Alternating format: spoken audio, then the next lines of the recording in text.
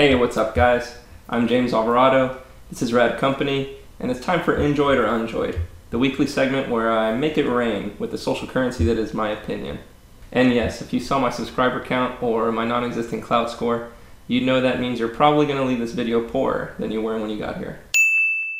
Julia Holter's Have You in My Wilderness. It's like the mall pop stuff from the 80s went full art pop, and it is glorious. I also get reminded of female crooners like Janice Ian, Joni Mitchell, or even Emmylou Harris. And on some tracks like How Long, for example, she even sounds a little bit like Leonard Cohen to me, which is a good thing.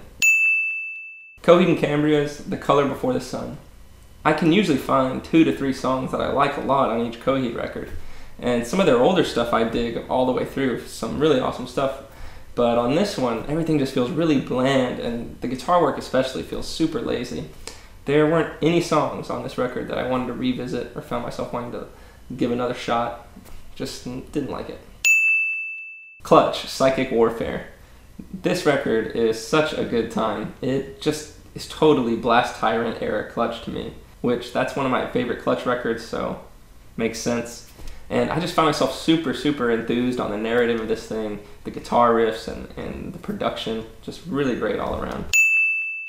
Leeds Point, Greenwich. It has its moments of heavy riffs and guitar heroics, but it just feels a little bit too corny to me.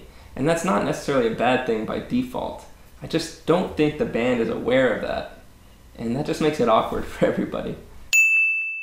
Submerse, Stay Home. Smooth R&B vocals, liquidy drum sounds that bring to mind Japanese producer A-Rutu's work. It's a perfect nighttime listening, chill out album.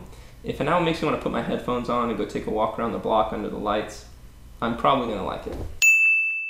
Paul Sr., Demonstration. This band has an interesting sound, and I'll definitely check out whatever they put out next, but some lackluster new metalish riffs and some shoddy musicianship at times kept me from really enjoying this EP on the whole. Code 9's Nothing.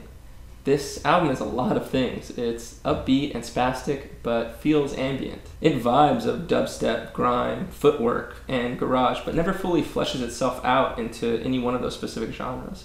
Instead, coming off like a view into the inner workings or gears behind those sounds. With the loss of Space Ape last year, and this subsequently being Code 9's first full length to not heavily feature him, this album feels like it's a lot more important than we can fully appreciate right now. Graveyard, Innocence, and Decadence. I really hate putting this band in the Unjoyed column. If you're just getting into them, this album is just as good as any of their other releases to get into them, and it's certainly better than Lights Out. But there really are no new ideas or sounds coming through on this record to me. I feel as if I were to just skip their next record altogether, I'm not really going to miss anything. Beach Slang.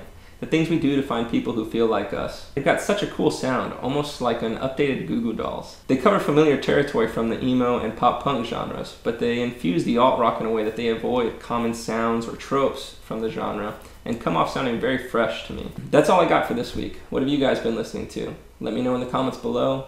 Send me an email at contact@radcompany.com. Follow me at almost all social media at radradco, and check out radcompany.com. Yeah, I'll see you guys next week.